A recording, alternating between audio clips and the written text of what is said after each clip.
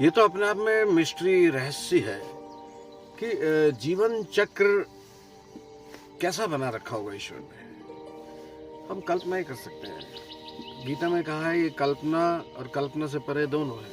हम कल्पना कर सकते हैं, कल्पना से परे भी हो सकता है। ईश्वर ने कहा है कि मैं कल्पना भी हूँ तुम्हारी, कल्पना से परे भी हूँ। जो सोच सकते हैं वो भी हूँ, जो नहीं सोच सकते वो भी हूँ।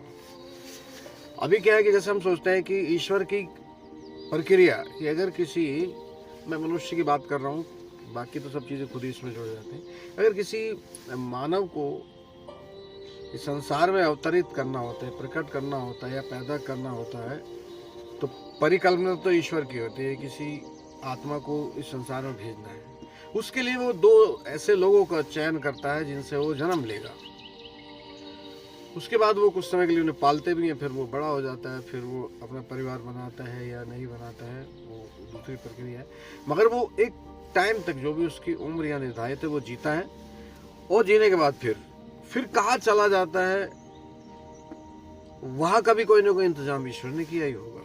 अब जैसे आने का तो हम समझ रहे कि ईश्वर ने परिकल्पना की कि कोई आत्मा इस संसार में आए, उसके लिए वहाँ क्या प्रयोजन क्या होंगे हम तो ये सोच सकते हैं। सिर्फ सोचा होगा उन्होंने, सोचने के लिए इस संसार में से दो लोगों को जो उसके माँ बाप बनेंगे उनको सेलेक्ट किया होगा, किसके यहाँ वो जन्म ले, किसके यहाँ वो पले, किसके उसे संस्कार मिले, किसके जीवन का वो हिस्सा बने।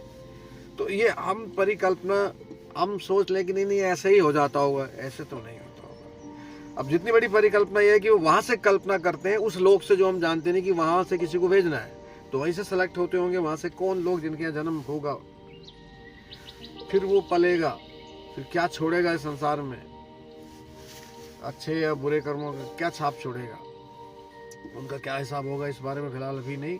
मगर जब वो इस संसार से जाएगा तो वह कहाँ जाएगा, वहाँ की क्या प्रक्रिया, वहाँ कौन लोग उसका इंतजार करेंगे, कौन लोग स्वागत करेंगे, या जहाँ से वो आया वो किस टाइप की दुनिया है। परिकल्पना तो ईश्वर की ही होगी, क्योंकि ये लोक ईश्वर का है।